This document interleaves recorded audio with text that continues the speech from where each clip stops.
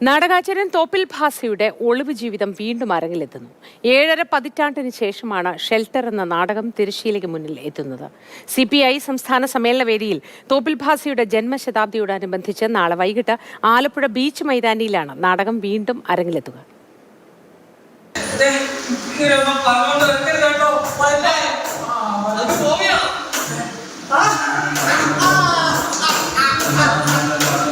നാടകങ്ങളിലൂടെയും രാഷ്ട്രീയത്തിലൂടെയും കേരള നവോത്ഥാനത്തിന്റെ വഴിതെളിച്ച ആചാര്യൻ തോപ്പിൽ ഭാസിയുടെ ജീവിതകഥ സമൂഹത്തിന് മുന്നിൽ കണ്ണാടി പോലെ വീണ്ടും വെളിച്ചം കാണുകയാണ്.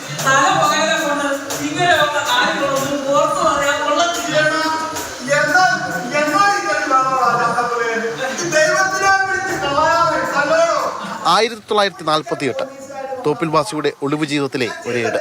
പുലയക്കുടലിൽ തോപ്പിൽ ഭാസിക്ക് അഭയമൊരുക്കിയ കഥയാണ് ഷെൽട്ടർ പങ്കുവയ്ക്കുന്നത്.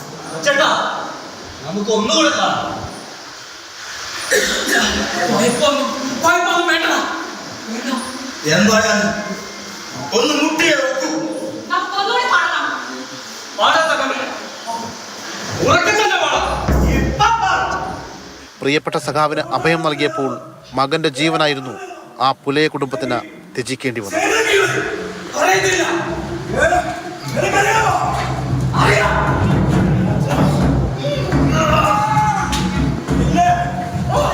7.5 പതിറ്റാണ്ട് മുൻപ് കമ്മ്യൂണിസ്റ്റ് പാർട്ടിയുടെ തിരുക്കൊച്ചി സംസ്ഥാന സമ്മേളന നഗരിയായ ആലുവയിൽ അവതരിപ്പിച്ച നാടകം വീണ്ടും പുനർജനിക്കുകയാണ്. അതേ കമ്മ്യൂണിസ്റ്റ് പാർട്ടിയുടെ ആലപ്പുഴയിലെ സംസ്ഥാന സമ്മേളനം.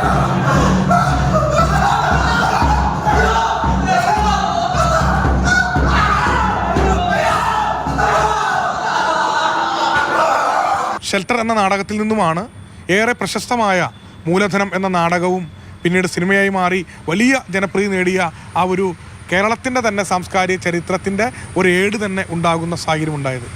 ആ ഷെൽട്ടർ എന്ന നാടകം ഏറെ അഭിമാനത്തോടു കൂടി തോപ്പിൽ ഭാസിയുടെ ജന്മശതാബ്ദി വർഷത്തിൽ ഞങ്ങൾ നിങ്ങൾക്ക് മുമ്പിൽ അവതരിപ്പിക്കുകയാണ്. തോപ്പിൽ ഭാസിക്കൊപ്പം നടൻ ശങ്കരാടിയും അഡ്വക്കേറ്റ് ജി ജനാർദ്ദനക്കുറുപ്പും ഒ മാധവനും KS ജോർജും KPSC സുലോചനയും അടക്കം നിരവധി പേർ അന്ന് നാടകത്തിന്റെ ഭാഗമായി.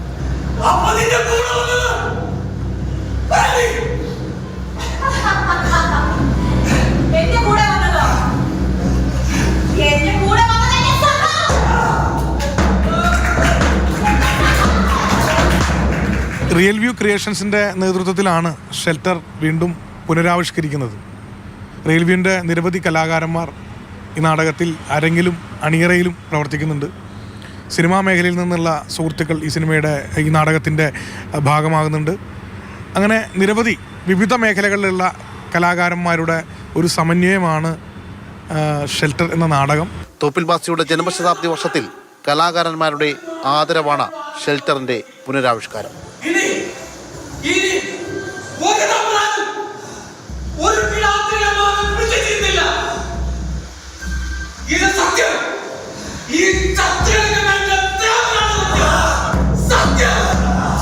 ശ്യാമപ്രസാദ് ഉത്തമൻ, മാതൃഭൂമി ന്യൂസ്, കൊച്ചി.